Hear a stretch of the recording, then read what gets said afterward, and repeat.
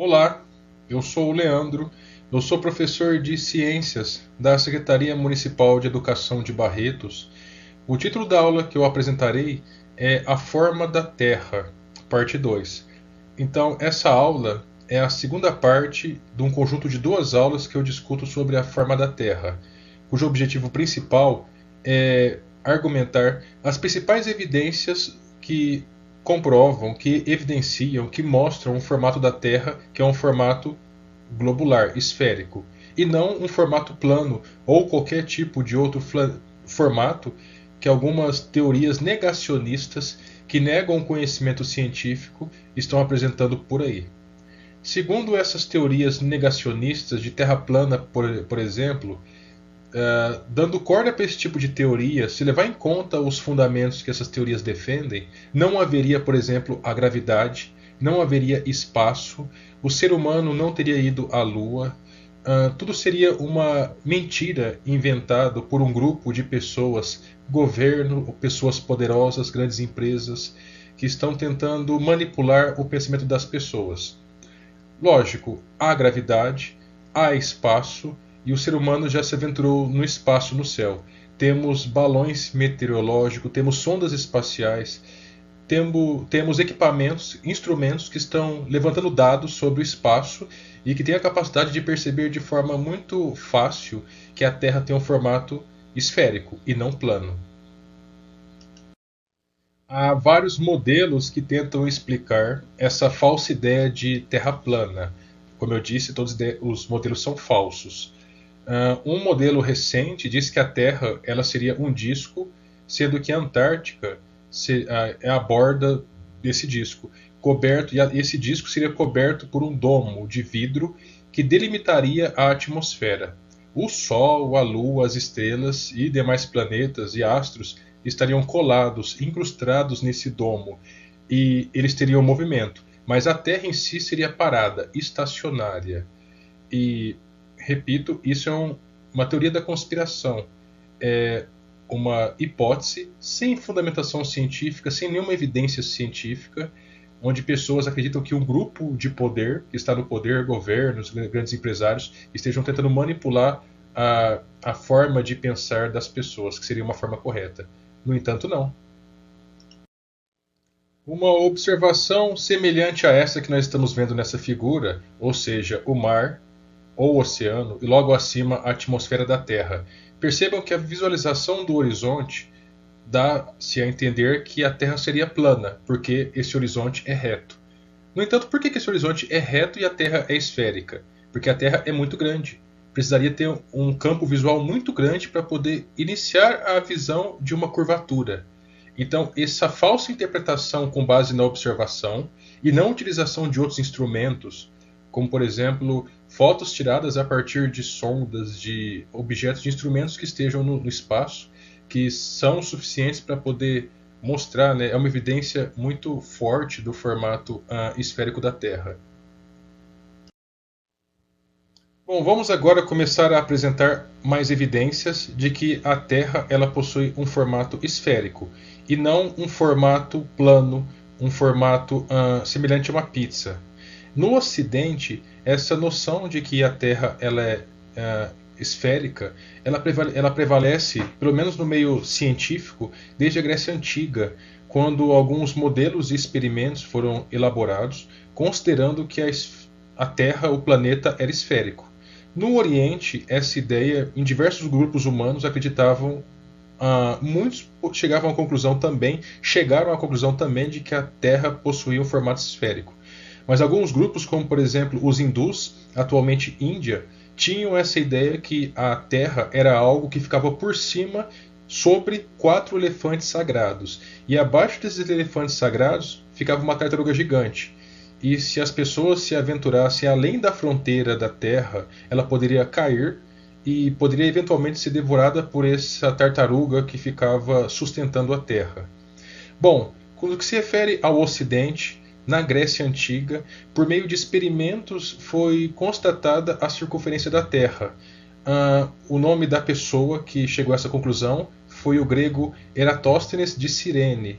Esse grego ele viveu entre 276 e 194 a.C. E ele era um representante, um discípulo da escola de Atenas, e também era o diretor da famosa Biblioteca de Alexandria. Bom, consultando antigos manuscritos da biblioteca, ele descobriu que havia um poço na cidade de Siena, conforme indicado nessa figura, nesse ponto, nessa seta avermelhada. Atualmente a cidade de Siena é chamada de Assuã e fica no Egito.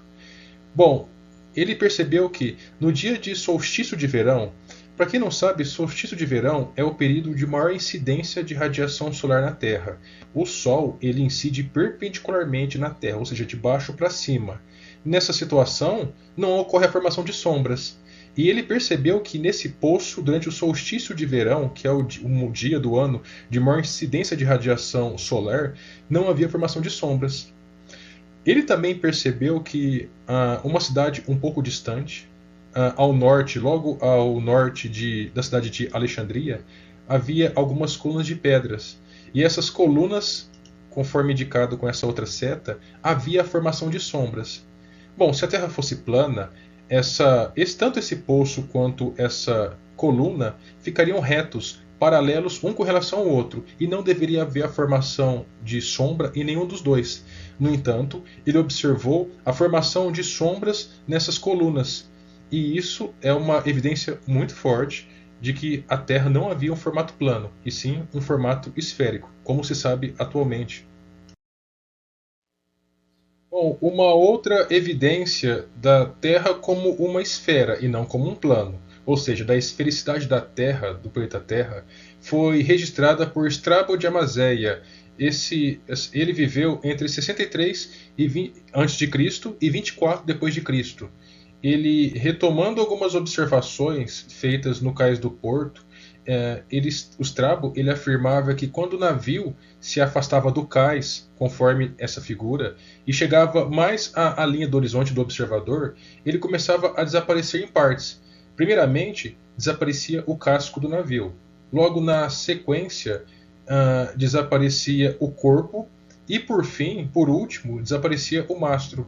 Strabo afirmou que essas observações, ele concluiu na época que, com base nessas observações, que o navio estava contornando um planeta curvo e não plano, e não em formato de pizza achatado, caracterizando nesse caso a esfericidade da Terra.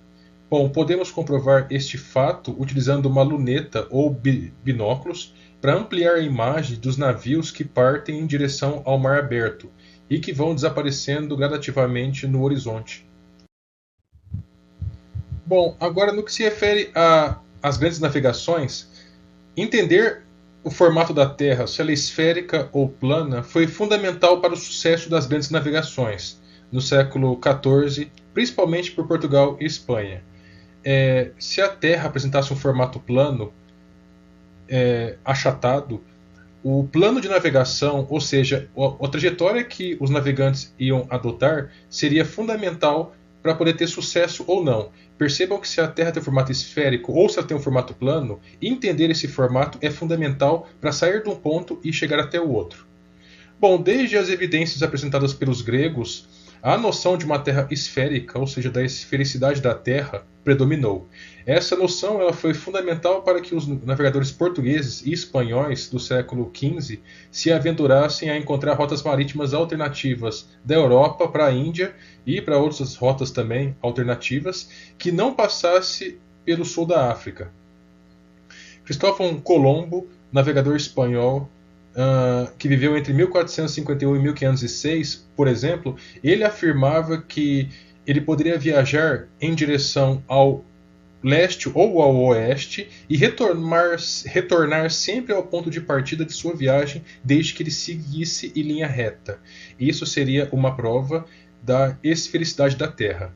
Bom, ele decidiu que poderia chegar até o Oriente navegando para o oeste. Colombo então navegou pelo Atlântico em 1492 e chegou ao continente americano e imaginado ter atingido o Japão ou a Índia, né?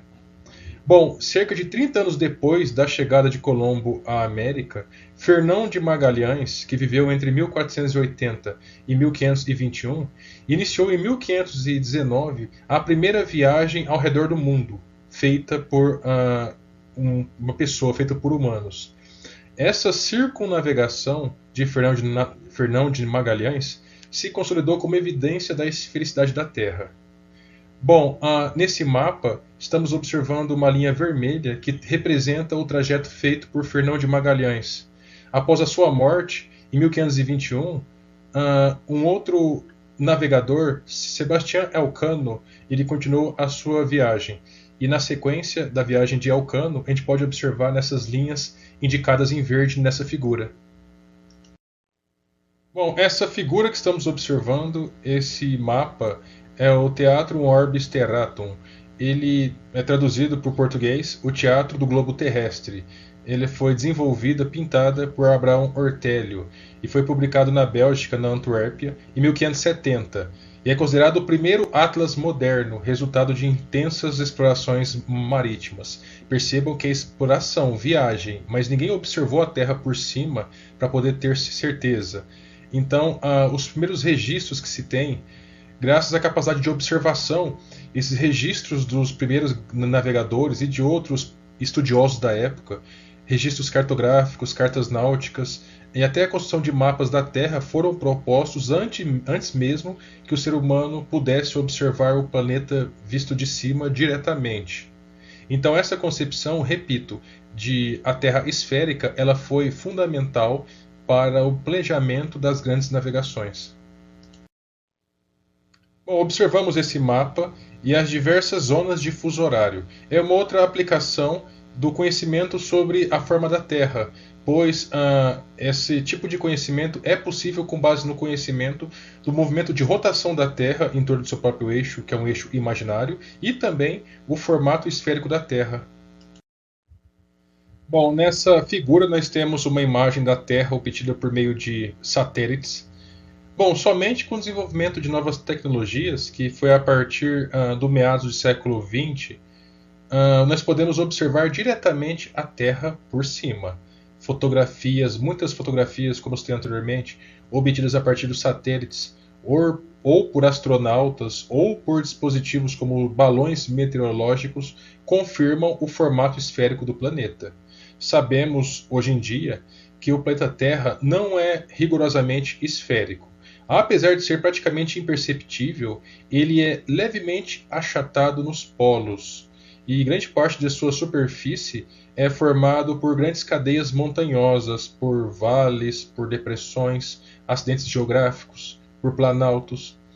Bom, com a utilização de instrumentos e alguns recursos modernos, é possível identificar qualquer lugar no planeta com muita precisão e ainda calcular a sua circunferência, com uma margem de erro muito pequena.